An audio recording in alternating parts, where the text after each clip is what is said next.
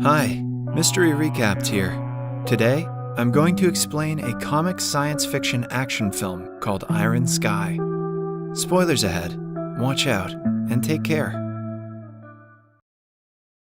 In 2018, an American spacecraft named Liberty lands on the moon's surface. After landing, the ship unveils the election campaign poster of the current US president. It has been sponsored by the president to promote her re-election campaign. The spacecraft carries two astronauts named Sanders and James Washington. Sanders' mission is to inspect the surface of the moon for chemicals. As he does, he reports back the presence of helium-3 on the surface.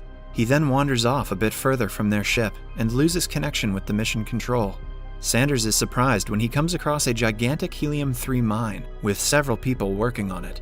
Astronaut James is near their spaceship waiting for Sanders.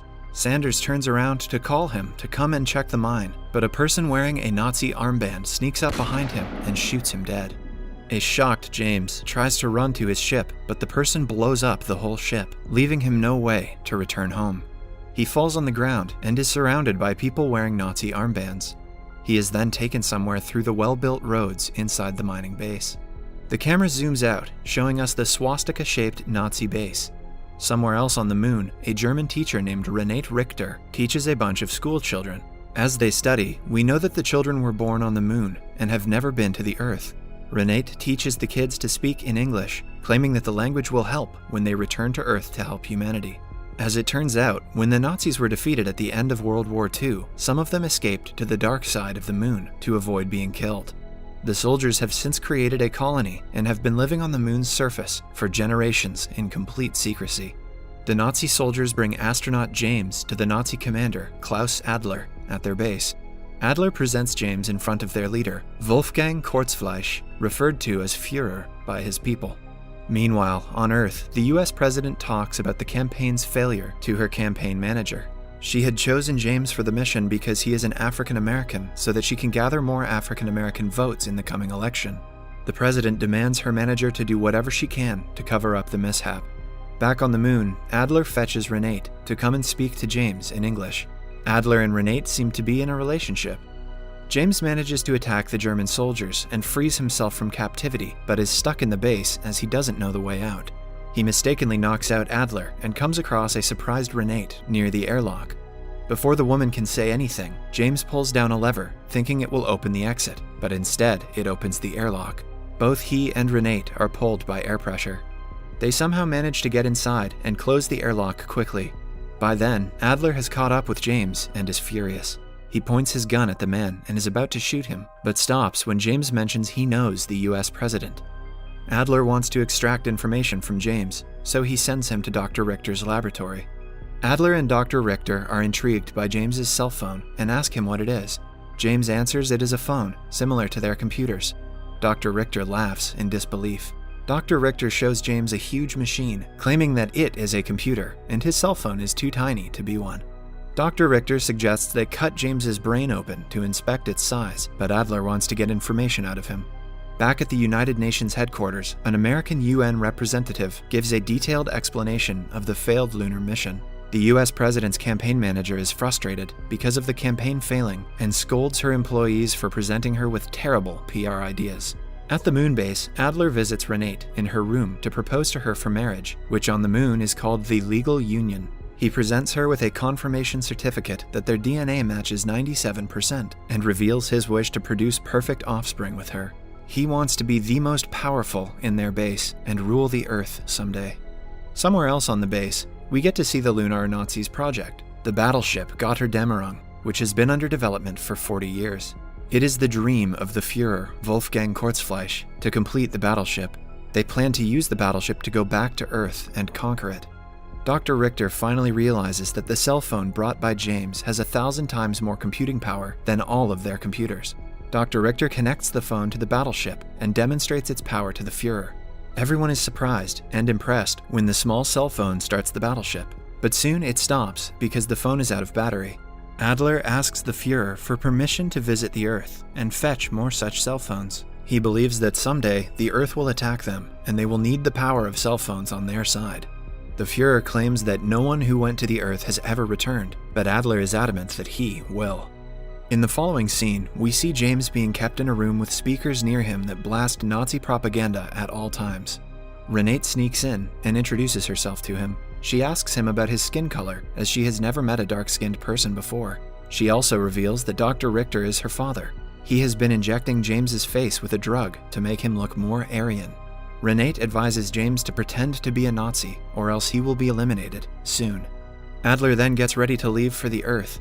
Before he departs, Dr. Richter presents a now Aryanized James to him. His skin and hair have turned white because of the drugs, and he is now in the Nazi uniform.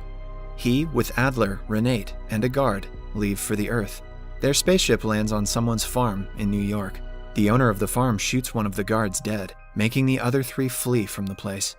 Adler steals a vehicle from some men and asks James to take him to the US president. James, with no way out, takes them to the president's campaign manager, Vivian. Adler abducts the manager and throws James out of the vehicle, since he is of no use to him any longer. Adler then asks Vivian the whereabouts of the president. Renate realizes that Adler's mission is to attack the Earth, which doesn't align with what they had been told. She tries to retaliate, but Adler asks her to recite what she always does to her students. Renate starts saying a monologue about their aim to bring peace and prosperity to the world. Vivian is impressed by Renate's oratory skills and devises a plan to use her to help energize the president's re-election. She then takes the duo to meet the president, who approves of the plan. They start a campaign of Nazi-style propaganda to get the president re-elected and are successful in it. Adler and Renate enjoy themselves on the Earth so much that they forget their mission. Meanwhile, James has been protesting alone on the streets about the Nazis on the moon. Several days pass, and Renate has been working for the president ever since. One day, she meets James, and the two go to a theater to watch a Charlie Chaplin movie. When she comes out of the theater, she realizes that Nazis were actually horrible people. Meanwhile, Vivian has started to gather feelings for Adler as she finds him charismatic. Vivian starts making out with Adler as the two walk into Adler's office. As they make out, Adler tells her of his plan to invade Earth after eliminating the Führer, who is on the moon. When Adler looks up, he sees the moon Nazi Führer and his men in his office. He has come to Earth to find out why Adler is taking so long to retrieve the computers. Führer, knowing Adler's plan, takes the two hostages. Just then, Renate barges into the room and confronts Adler about his mission. She denounces Nazi propaganda, finally realizing Adler was wrong the whole time. The Führer has decided to kill all of them, but Vivian manages to get her hands on a gun. She kills the Führer and all of his men. Adler realizes that Renate has grown to like the Earthlings, so, claiming that she has betrayed the Nazis, he is now about to kill her. But James comes to her aid, and the two manage to run away. Adler steals Vivian's iPad and announces himself as the new Führer. He then takes the former Führer's spacecraft to the Earth's orbit, leaving Vivian behind. Adler launches the invasion of Earth using a fleet of space zeppelins and flying saucers. They destroy the Statue of Liberty and, ultimately, the entire city of New York. Renate watches the Nazis destroy the US and devises a plan. She wants to go back to the base on the moon to bring the battleship Götterdämmerung and fight the Nazis. The United Nations assembles to discuss the attacks. The American president appoints an American Mars exploration spacecraft, the USS GWB, to fight the Nazis, but they soon get overpowered and ask for help from other nations. The spaceships of other countries come to the rescue. Adler returns to the moon after ordering the ships to fight till their last breath. He has brought Vivian's tablet to activate the battleship Götterdämmerung. After all the countries assemble their military, they manage to wipe out the Nazi spaceships. Then, the spaceships make their way towards the moon's base. Adler boards the battleship and gets ready to fight the space coalition. Meanwhile, Renate and James sneak into the battleship as well. Renate heads towards the bridge, looking for Adler, while James goes to meet Dr. Richter. The human spacecraft arrives at the moon and attacks everyone in the Nazi base. Adler panics as the moon starts to fall and orders his men to start the helium-3 engines. The battleship ventures into the air. Adler then orders for the cannons to be fired, but Earth is on the other side of the moon, out of the firing line. To make the Earth stand in the line of fire, Adler bombs part of the moon. Meanwhile, Renate plays the Nazi anthem, making the Nazi officers perform a salute as she walks toward the Führer.